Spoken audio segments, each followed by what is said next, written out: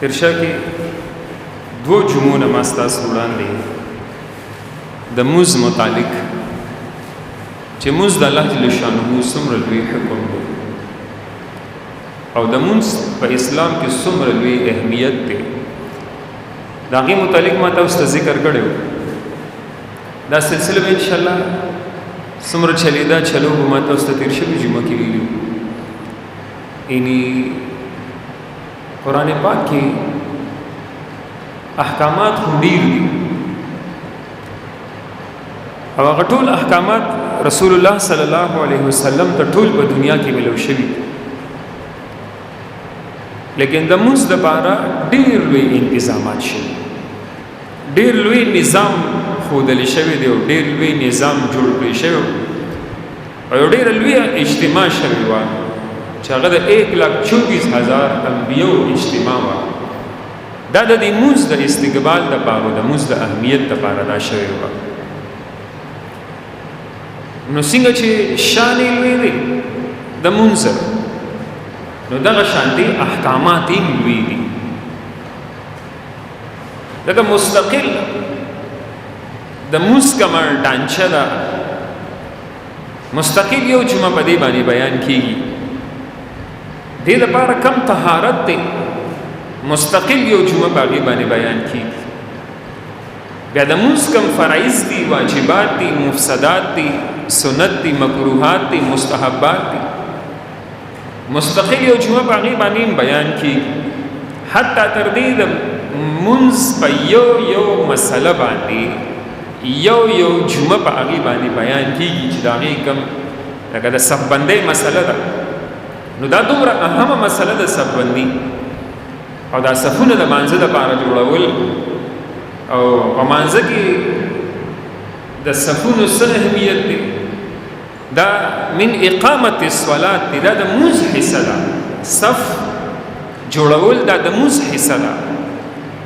صف کې رادننه کېدل او صف کې د صف نه د دسماتي د وجې وتل، هغه صفونه واپس راډکول، که جا ډک نه کو د پوره صف مونځ خرابېدل، دا ځان له یو مستقل یو جمعه کم از کم په دې باندې بیان کېږي.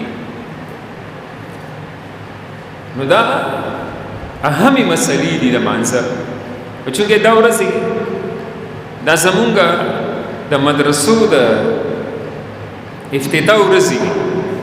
په دې ورځ کې د مدرسو داخلي شروع وي، دا د علم د حاصلولو او دارنګ د علمي میدان ته د راتلو او د علم د حاصلولو چې کوم په مدرسو کې کېږي، نو د هغه مدرسو ابتدایي ورځې دي. دا نو علم د الله په نسبت باندې ډېر لوی قدر او قیمت دی. علم الانسان ما لم يعلم او دارنګ اقرأ باسم ربك الذي خلق الانسان من علم. کله چې الله پاک د قرآن ابتدا کوي، نو الله جل شانه دغلته د انسان سره دا صفت د علم چې دی، نو الله دغلته دغه تذکره کړې ده. دغه علم دا رڼا ده، علم دا سترګې دي. تاسو ګورئ که نه ړوند انسان په روډ باندې په لار باندې نه په خپله تلی شي او نه یو ړوند ډرایور ځان سره خلکه چلولی شي،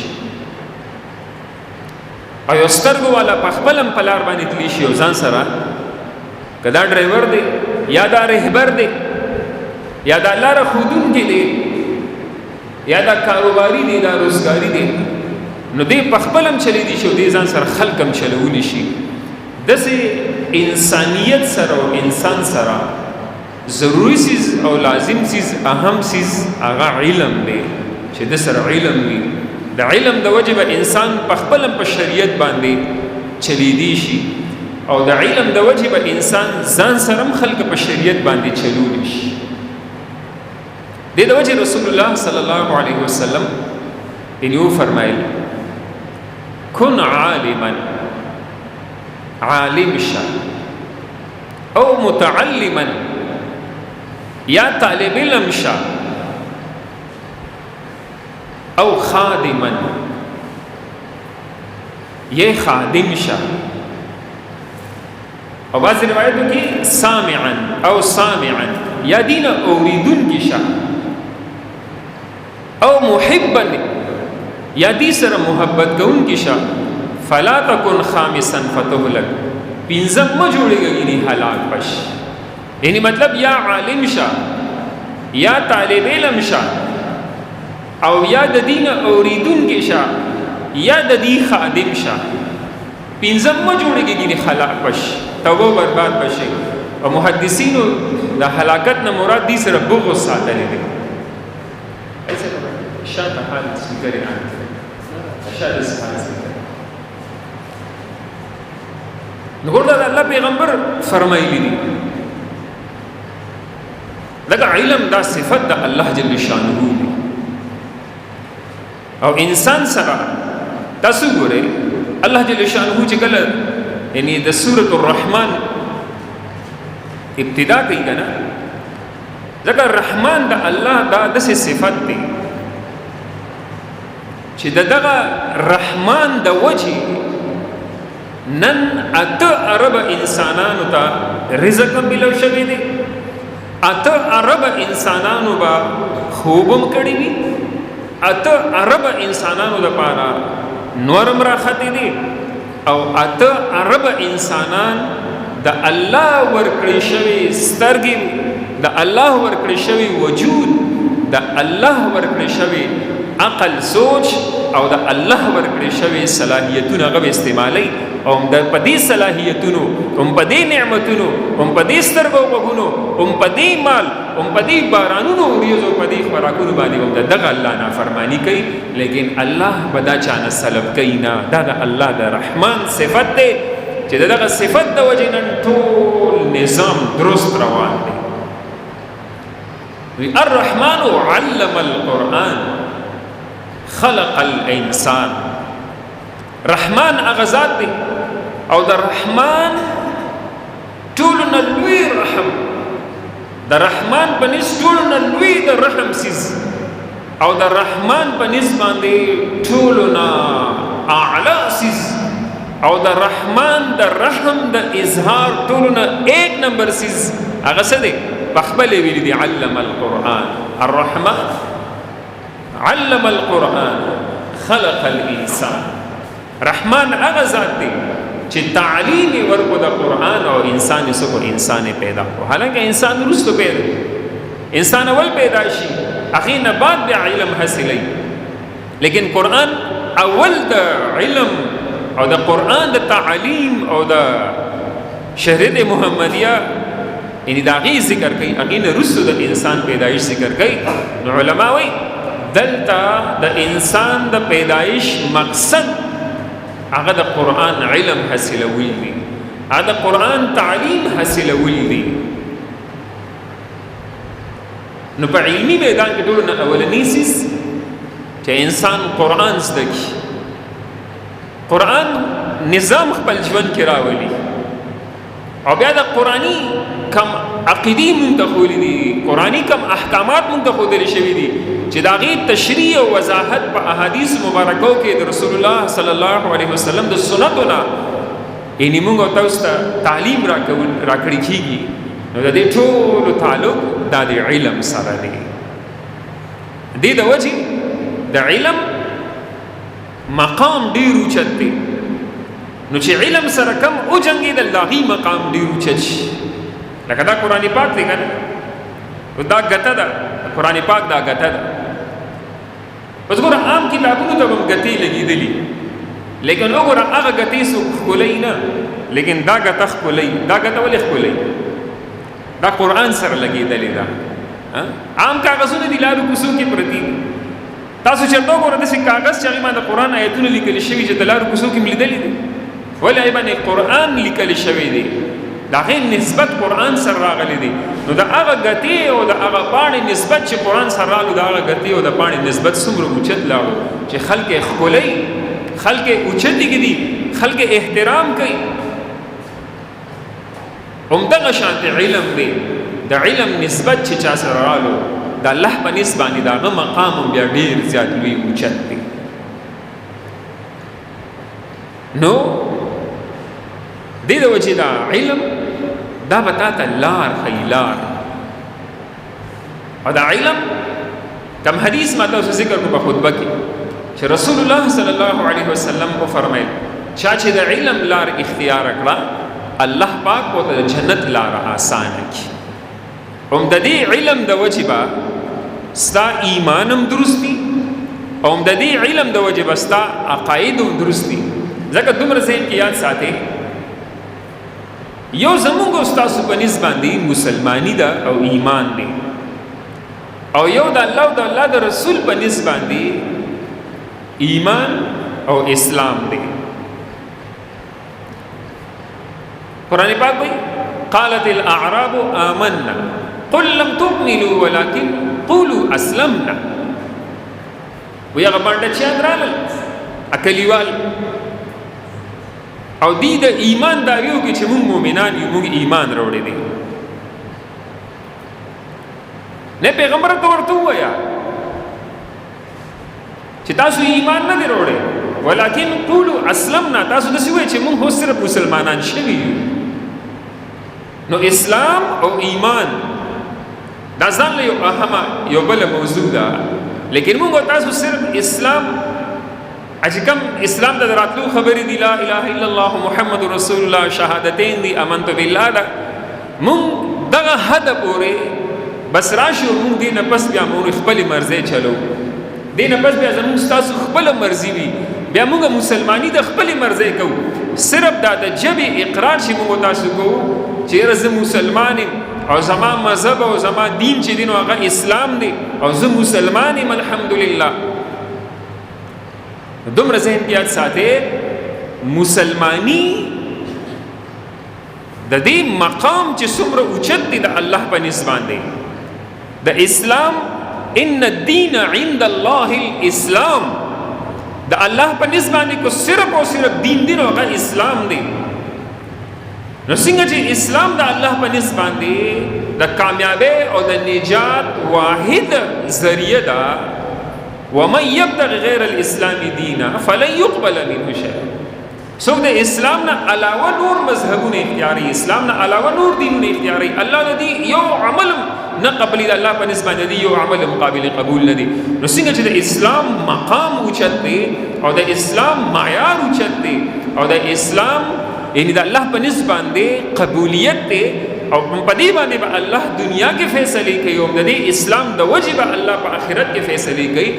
نو د دې اسلام څه پابندۍ دي د دې اسلام څه تقاضی دي د دې اسلام څه مطالبات دي. دا نه چې بس کلمه مې ویله مسلمان شو او زندگی به د خپل مرزي تیروم نه داسې نه ده. دا موږ تاسو چې کوم مسلمانی کوو کنه که داسې مسلمانی ابو جهل ته پته وکنه ابو جهل ته نه ابو جهل ډېر په وخت کلمه ویلې و چې بس صرف کلمه به وایي او نور زندگی به د خپل مرزي تیرو. ابو لهب ډېر په وخت کلمه ویلې و چې مطلب لکه کله اسلام دسی چې مطلب صرف کلمه مې ویلې او نور به د خپل مرزي زندگی تیرو ما. نو دغه خلکو به کلمې ویلې وي ځکه دغه خلک موږ تاسو نه په کلمه باندې ښه پوهېدل هغه عرب و د موږ کلمه د عربۍ ژبې ده او دغه خلکو د خلو بیانات هم دي چې اصل سیز هغې چې اسلام ته نه راتلل هغې هغه پابندو ته نو تیار کمې پابندۍ چې په اسلام کې وي هغې هغه خپل خواهشاتو پرېښستو ته نو تیار د کمو خواهشاتو د پرېښستو چې اسلام حکم کړی دی هغې هغه عملونو پرېښستو ته نو تیار کم عمل نه به چې اسلام دی منې کوي. زموږ خو شکل و صورت د خپلې خوښې لباس د خپلې خوښې واده خادي د خپلې خوښې کاروبار روزګار د خپلې خوښې معاملات د خپلې خوښې معاشرات د خپلې خوښې گفتگو د خپلې خوښې زمونږ خو صرف یعنی ټول هر څه زمونږ د خپلې خوښې دي. حالان که وګورئ د الله په نسبت باندې یعنی د داسې مسلمانانو هیڅ حیثیت نشته. لکه په دې کې وګورئ که نه د مونځ مسله په دې کې راځي اسلام کې زمونږ او ستاسو د مونږ حیثیت دی. سحر جمعات کې یعنی په دې ورځو کې ډېر کم کوس په جمعاتونو کې 2 صفه برابرېږي، ولدا سحر د الله حکم نه دی سره. عام کاروبارونه وګورئ د مونږ په ټیم باندې روان دي. تاسو رښتیا وایئ خانه کعبه طواف بهتر دی کو زموږ تاسو دکانونه بهتر دي؟ لکه په خپل خپل باندې وایي د موږ په ټیم د خانه کعبه طواف ودرېږي کو نه ودرېږي، لیکن زموږ تاسو دکانداري نه ودرېږي. د دې څه مطلب دی؟ د خانه کعبه طواف نه زموږ دکانداري بیا بهتره ده. دا مطلب دی کنه. عام وګورئ د موږ په ټیم باندې ان دې لپاره چې کوم اذان کیږي لاموز نه دي شروع، اذان به چې کوم کیږي د هغه اذان په وخت کې چې کله انسان قرآن تلاوت کوي کنه نو د قرآن تلاوت په بند کی او د مؤذن د الفاظو جواب به ادا کی. هغه نه پس بیا د اذان دعا وایي، هغه نه پس بیا د مطلب قرآن کیږي او جمعه ته براشي د موږ تیارې وکړي. وګوره موږ د الله دومره لوی حکم دی چې انسان التناس او د الله د کلام تلاوت کوي او دلته وایي قد قامت الصلاه قد قامت الصلاه بای منځ درېدو د موږ ټیم شو. د توس حکم دی د الله چې دې اوس قرآن بند کی او دې مانځه ته راشي. نو ګورئ چې د کم مانځه لپاره به قرآن بندېږي زما ستا دکان نه بندېږي. د دې څه مطلب دی؟ خیال هم دې خبرونه د خانه کعبې طواف به د مانځه لپاره بندېږي، د قرآن تلاوت به د مانځه لپاره بندېږي، لیکن زما ستا بیٹک نه بندېږي، زما ستا اجره نه بندېږي، زما ستا بازار نه بندېږي، زما ستا کاروبار نه بندېږي، زما ستا سکول کالج نه بندېږي، زما ستا عدالت نه بندېږي او زما ستا مطلب یعنی دا ګناه محفلونه مجلسونه نه بندېږي. نو بیا ولې د خپلې بربادۍ جړاګانې کوو؟ بیا ولې د ګرانې شکایتونه کوو؟ بیا ولې د ظالم حکمران شکایتونه کوو؟ دا ټولې خبرې هم دې سره تړلې دي. لکه جمعات آباد دي، الله به ستاسو کورونه بازارونه آباد ساتي، پریشانې به نه. همدغه شانتي په اسلام کې یو حکم دا د حیا دی، دا د پردې دی، دا د پاک دامنې دی، دا د پاکیزګۍ دی. همدغه شانتي اسلام کې یو حکم دا د حلالو دی چې حلال بخورئ. درنګ اسلام کې یو حکم دا د فساد نه د بچ کېدو دی، دا د قطع رحمۍ نه د بچ کېدو دی، دا د چغلخورۍ نه د بچ کېدو دی، دا د غیبت نه د بچ کېدو دی، دا د ملاوټ نه د بچ کېدو دی، دا د هر قسم ناب تول کې د کمې نه د بچ کېدو دی. دا ټولې خبرې دا د اسلام تقاضي دي. دې د وجې ما تاسو دا خبرو کې دي چې دا خبره په تاسو باندې بدې لګېدلې که صرف مطلب لکه اسلام د دې خبرې نوم و چې کلمه ووایه او د خپلې مرضۍ زندګي تېروه نو ابو جهل ابو لهب هم کلمه ویلې. دا صرف پسې په طور د مثال ذکر کوم. نور هغه ازلي بدبخت و چا چې 86 صورتونه واورېدل او ایمان یې قبول نه کړو هغه ازلي بدبخت و. او داسې دا ټول د اسلام تقاضي دي، دا ټول د اسلام لاندې دی کې زندگی ده. تاسو ګورئ که نه لکه نن سبا بیماری خو په مونږ کې هر بیماری په عروج باندې ده، لیکن په دې بیمارو کې دا کومې بیماری چې ما ذکر دا ټولې بیماری دي زما او دا هلاکونکي بیماری دي. دا د کینسر نه سختې بیماری دي. کینسر باندې به زیات نه زیات سره دنیا نقصان وشي، مړ به شي یا به د پیسې ولګي او صحت به ته ملو شي.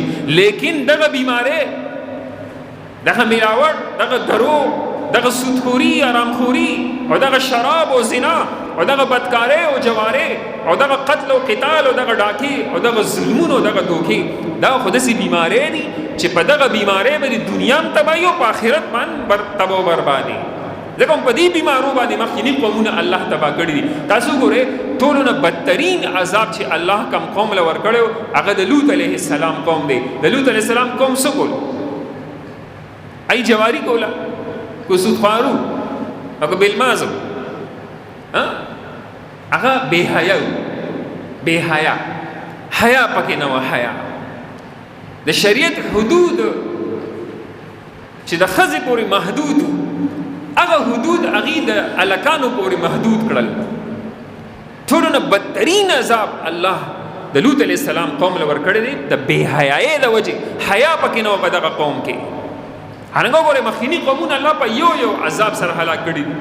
چا باندې هوا راله، چا باندې سیلاب رالو، چا باندې جبریل امین چغه وواله، په چا باندې زلزله راله، لیکن هغه ټول عذابونه دا په لوط علیہ السلام په قوم باندې راغلي دا بې حیا وو.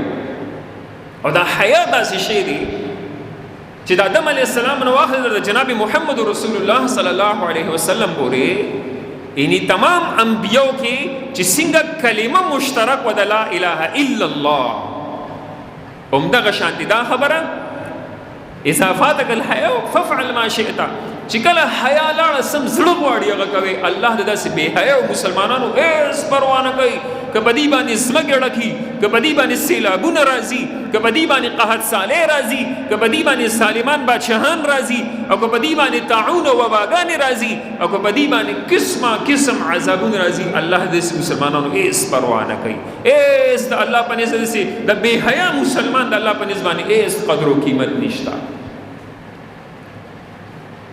حیا یعنی الله یو قسمه هغه تعلق ختم کړی دی د مؤمنان مسلمانانو سره د حیا په باب.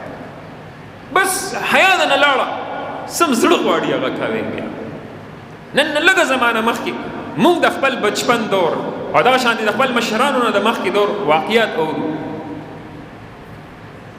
تاسو ګورئ په دې بنګلور کې یو ښځه زړه پاتې شوې وه، هغه زړه شوه، د هغې نکاح چا ونه کړه، د دې ټانګو نه به ګیر چاپېره کپړې تاوولې او دې کې به یو روشندان شان پرېښوستی شو، په هغه روشندان کې به هغه ته هوا را دننه کېده. نو یو پیرا په بنګلور کې یو جینۍ هغه روشندان ته سر روچت کړی او بهر یې کتلي وو.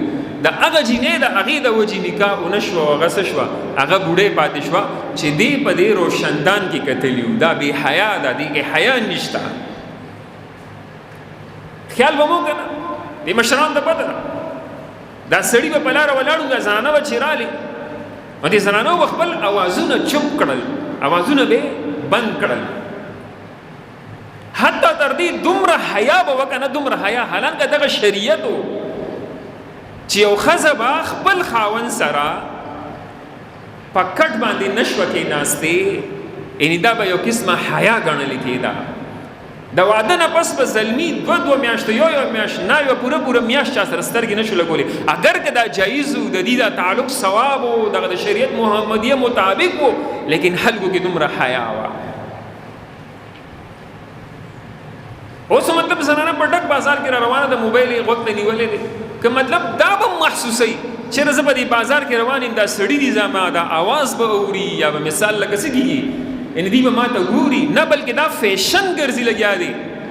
حدیث پاک را دي که نه چې کله مطلب لکه دومره به دا خلک د دین نه لرې شي چې دین ته به بېدیني وي او بېدینۍ ته به دین وایي، لکه دومره تمیز به چا کې پاتې نه شي چې دا زه ښه کوم که بد کوم، دا دین دی که دا بېدیني ده، دومره تمیز به چا کې پاتې نه شي. په ډک بازار کې روان ده، موبایل غوږ ته نیولې دی، خبرې کوي، دنیا سړو باندې دا روانه ده. زه کله نه کله دې ملګرو ته وایم چې یا خو مطلب لکه د ښځو کې حیا ختمه شوه که نه، یا د سړي نه ښکاري. دوه خبرې دي که یا خو ته مطلب لکه موږ سړي نه ښکارو، او یا د ښځو کې حیا ختمه شو چې په ډک بازار کې به دا را روانې موبایل ښه د دنیا سړو منځ کې به دا روانې دې سره موبایل. یوازې د ښځو مسله نه ده، موږ او تاسو ته وګورو، موږ تاسو سړي خپل زندګي ګورو، موږ او تاسو مطلب مخکې به دومره د جومات احترام کېدو چې ادیری ته به دا د چنج ګاډي راورسېدو، خلکو به دا ټیپ او ډول سرنا به خلکو بند کړي، جومات به رالو دا به بند کړي. هغه خبرې نشته اوس. د دې ټولو خبرو تعلق د حیا سره دی. مشران به ناسو، کشران مجالس ته کشرانو به خبرې کولې، حالانکه د پلار په آدابو کې دا دي چې انسان کله پلار سره روان وي، دی به د پلار نه یو قدم وروسته ځي. تعلیمونه هم وله ورکړل غټ غټ، بار ملکونو پورې هم ورله ولېږل، غټې غټې ډیګرې هم پې واغستې، خو دومره ادب هم ورته ونه ښولو چې د پلار مخکې به لږ په رو اواز باندې خبرې کوي. علي رضی الله عنه وایي زه چې کله یعنې روټۍ ته کښېنم نو زما حسن او حسین کله چې علي رضی الله عنه به لاس دسترخوان ته وروږد کو نو حسن حسین خپل لاس راغونډ کو ولې زمون پلار لاس راوګت کو نو دې د وجنګ له پکار چې موږ خپل لاسونه راغونډ کو هغه به چې کله ترکانې د پاره سالن کاسې د لاس ورګت کو دې خپل لاسونه راټول کړل د ورځې په حالت په د کوټي چت نه خطل وې زمون پلار لاندې دی او د شپې بدی د پلار نه یعنی شاته یا مخه دروانو چې د پلار تم سوکسونه وي د حفاظت لپاره به تور د مجبورې دی به کله د پلار نه مخه شول ګندي به د پلار نه رستو دل چې شاته نه خو موږ د پلار حفاظت کو مخه نه زمون پلار مطلب لکه فتنګر خلک اینی حیا او په خلکو کې ګوره دا خبرې ختم شوه دومره حیا به وکنه حالان که دغه شریعت نو خلکو دا جانماز کلو وینځلو کنه جانماز دا جانماز به وچر ویولې دا به داسې اوچت ځای کې ویلې چې په دې باندې موږ خپل رب ته سجده لګو کور کې به لوښي به ووینځل نو هغه لوښي چې کم رزق و هغه رزق پیسو کو هغه به یو طرف ته مرغوته واچولو اوس چې کمې نالې کې ډکې میتیازې دي د ګټر پیپ دی هغه نالې ته لوښي مې دی کې روټۍ م را روانه ده هغې کې روچې م را روانې دي هغې کې نور مطلب لکه دا ټول زما د دې ټولو تعلق دا خیرونو سره دی برکتونو سره دی او د ډیرو خبرو تعلق دا حیا سره دی تاسو ګورئ تاسو د رسول الله صلی الله علیه وسلم د زمانی چې رسول الله صلی الله علیه وسلم زمانہ څومره پاکه زمانہ ده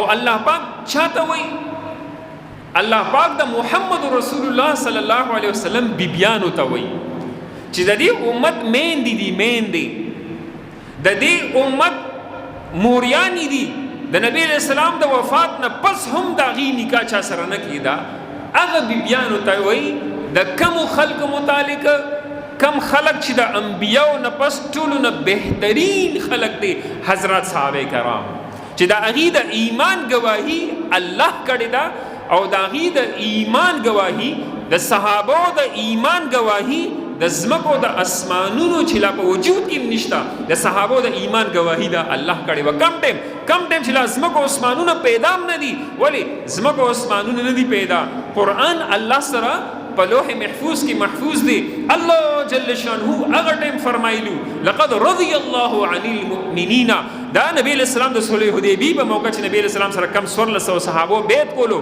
الله دا هغه بیت تذکرہ کوي زمکو اسمانونو نشته لیکن الله دغه خلکو لپاره د مؤمنین لفظ استعمال کړي دي